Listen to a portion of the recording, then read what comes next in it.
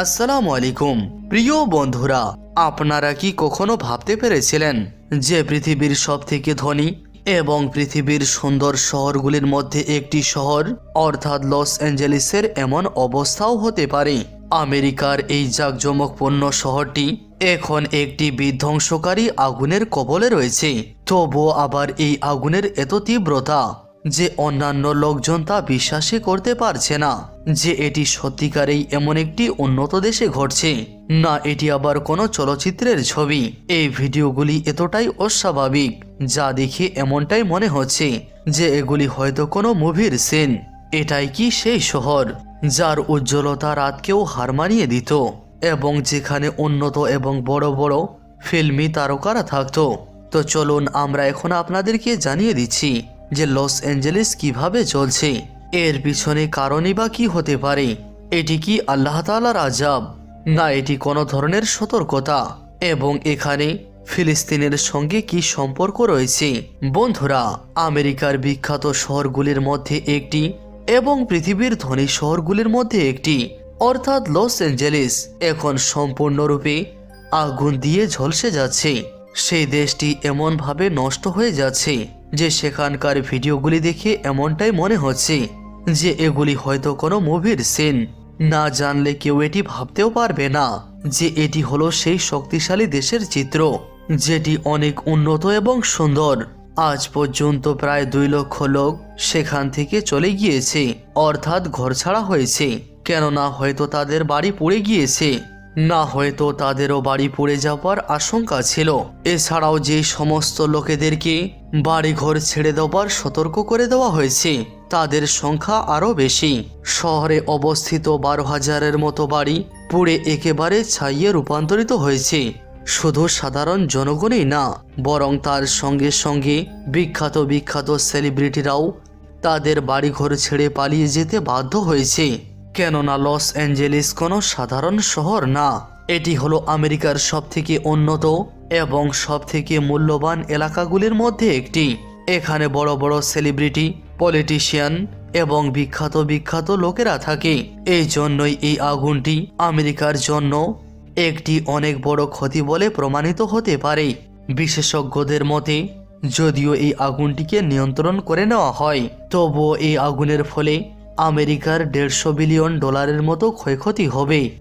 আর যদি এই আগুনটিকে নিয়ন্ত্রণে না আনা যায় তাহলে এর ক্ষয়ক্ষতি আরও প্রচুর পরিমাণে হবে, এবং যদি আমেরিকা এই শহরটিকে আবারও পূর্বের মতো তৈরি করতে চায় তাহলে তার জন্য প্রায় 10 বছর সময় লেগে যাবে।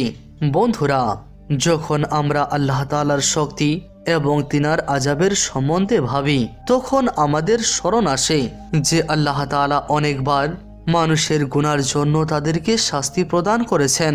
এটি শুধুমাত্র ইতিহাসেরই অংশ না, বরং আজও আমরা দেখতে পাচ্ছি যে যখন লোকজন নিজের কর্তব্যকে উপেক্ষা করতে শুরু করে এবং চারিদিকে অন্যায়, অবিচার এবং অত্যাচার ছড়িয়ে পড়ে, তখনই আল্লাহ তাআলা তিনার আযাব অবশ্যই পাঠান। যেখানে যেখানেই অন্যায় অবিচার হয় তো সেখানে আল্লাহ তাআলা লোকজনদেরকে এটি জানিয়ে দেন যে সবথেকে বড় হাকিম আমি, সবথেকে বড় সৃষ্টিকর্তা আমি। লস অ্যাঞ্জেলেসে যেই ভয়ঙ্কর আগুনটি লেগেছে এটি কি কোনো সতর্ক হতে পারে না? এখন প্রশ্ন হলো যে এই আগুনটি কেন এবং কিভাবে লাগলো, এবং এই আগুনটির সঙ্গে ফিলিস্তিনের কি সম্পর্ক রয়েছে? যেমন ভারতে 28টির মতো রাজ্য রয়েছে, ঠিক তেমনি আমেরিকাতেও 50টির মতো রাজ্য আছে। সেগুলির মধ্যেই একটি হলো ক্যালিফোর্নিয়া। এটি সমুদ্রের উপকূলবর্তী স্থানে অবস্থিত হওয়ার ফলে এখানকার আবহাওয়া অন্যান্য জায়গার থেকে আলাদা। এখানে প্রচণ্ড পরিমাণ হাওয়ার সৃষ্টি হয়, তাই যখনই একটু পরিমাণে আগুন লাগে তো সেই আগুনটি ছড়িয়ে পড়তে বেশিক্ষণ সময় লাগে না। শহরটি সমুদ্রের কিনারায় অবস্থিত হওয়ার ফলে এখানকার হাওয়া আগুনকে এক জায়গা থেকে অন্য জায়গায় খুব সহজেই স্থানান্তরিত করে। ইতিহাসে পূর্বেও এখানে অনেকবার আগুন লেগেছে, আর 2020 সালেও এখানে একটি অনেক বড় আগুন লেগেছিল। এর জন্য অনেক ক্ষয়ক্ষতি হয়েছিল। সেই সময় বলা হয়েছিল যে একটি ছোট্ট আগুন থেকে এই আগুনটি লেগেছে। এখন আপনারা ভাবতে পারেন যে এই আগুনটি আবার কি করে লাগতে পারে। আর যদি আগুন লেগেও গিয়েছে তাহলে আমেরিকার মতো সুপার পাওয়ার দেশের কাছে সেই আগুনকে নিয়ন্ত্রণ করার ক্ষমতাও রয়েছে, তবুও কেন তারা এই আগুনকে নিয়ন্ত্রণ করতে পারেনি? বন্ধুরা, আসল কথা হলো এটি যে লস অ্যাঞ্জেলিস এবং আশেপাশের এলাকাগুলি সাধারণত অনেক শুষ্ক। এখানে বৃষ্টিপাত অনেক কম হয়, প্রচণ্ড বেগে বাতাস বয় এবং আর্দ্রতা অনেক কম হয়ে থাকে। এজন্যই এখানে আগুন লাগার ভয় সবসময় লেগেই থাকে। যদি আগুন লেগে যায় তাহলে সেই আগুন বাতাসের গতিবেগের জন্য বিস্তীর্ণ এলাকায় ছড়িয়ে পড়ার ভয় থাকে।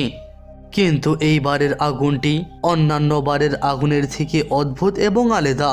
এই আগুনের জন্য সোশ্যাল মিডিয়ায় বিভিন্ন ধরনের থিওরি ছড়িয়ে পড়েছে।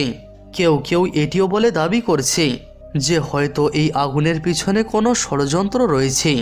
যেই এলাকাগুলিতে এই আগুনগুলি ধরেছে সেই এলাকাগুলি লস অ্যাঞ্জেলিসের অন্য দূরবর্তী এলাকায় অবস্থিত।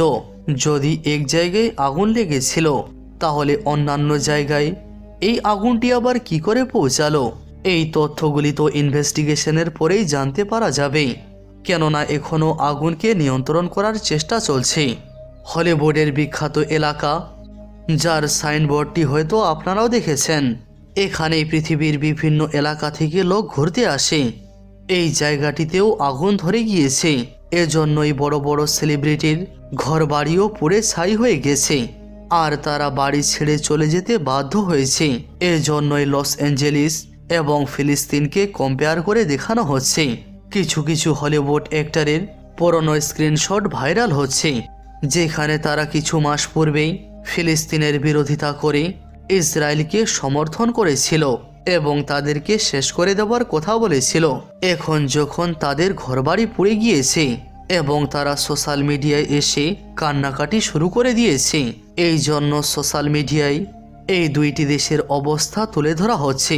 তার সঙ্গে সঙ্গে একটি ভিডিও ভাইরাল হচ্ছে যে কিছু মুসলমান যারা লস অ্যাঞ্জেলিসে থাকে, তো সেখানে তারা আগুনকে নেভানোর জন্য অন্যান্য লোকজনেরা তো আগুনকে নিয়ন্ত্রণ করার চেষ্টা চালিয়ে যাচ্ছে, কিন্তু ইতিমধ্যে এই মুসলমানেরা আগুন নেভানোর জন্য সেখানে আজান দিয়েছে।